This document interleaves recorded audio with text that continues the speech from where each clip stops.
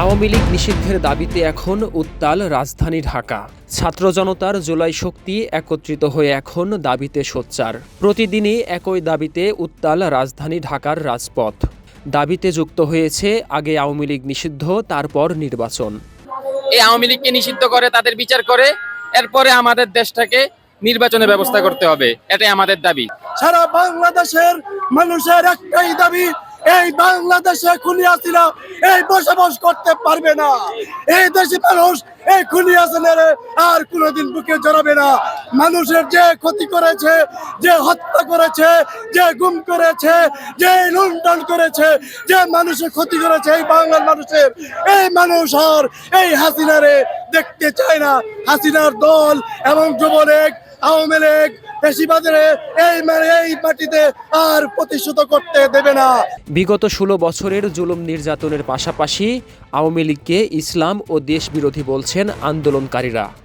আওয়ামী লীগ নিষিদ্ধ না হওয়া পর্যন্ত তাদের এই আন্দোলন চালিয়ে যাওয়ার কথাও বলছেন।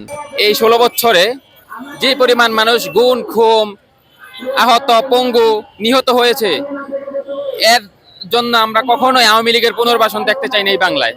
এই জন্য আমরা বলতে চাই, আওয়ামী লীগকে যতদিন পর্যন্ত নিষিদ্ধ না করা হবে, তাদের বিচার যতদিন না হবে, এতদিন আমরা রাজপথ ছাড়বো না। মুসলিম লীগ থেকে আওয়ামী লীগ প্রতিষ্ঠিত হয়েছে ওই ভারতের এজেন্ডা বাস্তবায়ন করার জন্য।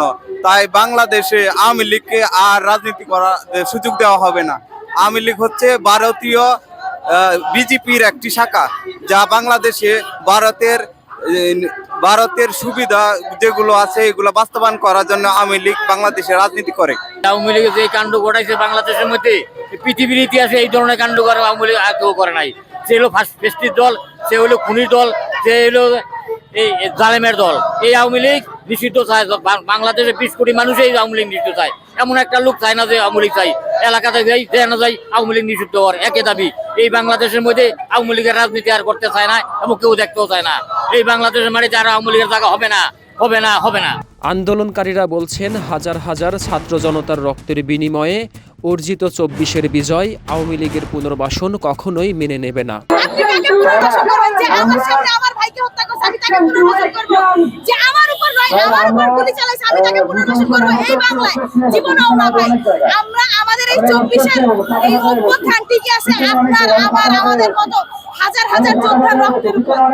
গণহত্যাকারী আওয়ামী লীগ নিষিদ্ধকরণ আন্দোলনের আহ্বায়ক এবি জোবায়ের মনে করেন, দেশের আইন শৃঙ্খলা স্বাভাবিক রাখতে আওয়ামী লীগ নিষিদ্ধ এখন সময়ের দাবি।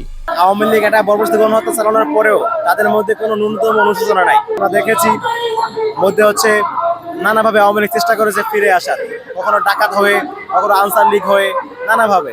তো আমরা আসলে এটা একটা স্থায়ী সমাধান চাই, যাতে করা হচ্ছে এই জাতি নির্বিঘ্নে নিরাপদ থাকতে পারে।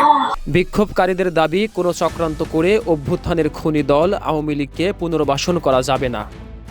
অন্তর্বর্তী সরকারের আওয়ামী লীগ নিষিদ্ধকরণের কোনো পরিকল্পনা নেই। প্রধান উপদেষ্টার এমন মন্তব্যের পরই আন্দোলন জোরালো হয়ে ওঠে। আব্দুল কাদের নাহিদ, 21 টেলিভিশন, ঢাকা।